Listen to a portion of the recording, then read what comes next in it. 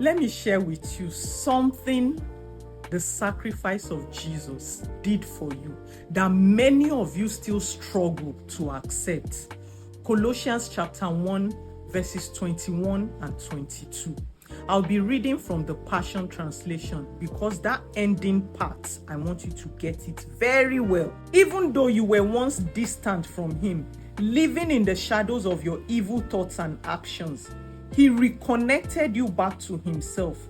He released his supernatural peace to you through the sacrifice of his own body as the sin payment on your behalf, so that you would dwell in his presence.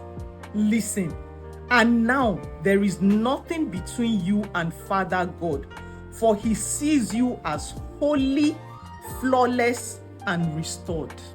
Holy, flawless, and restored. Many of you are still struggling. You are still thinking you are not righteous.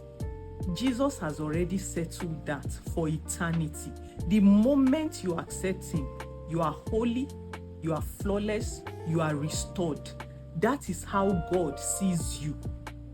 Settle that. Please try to believe God. Try, just try. I'm perfect, I'm righteous, I'm holy, I'm restored, I'm flawless. Declare that to yourself. That is your reality. The Holy Spirit will help you in Jesus' name.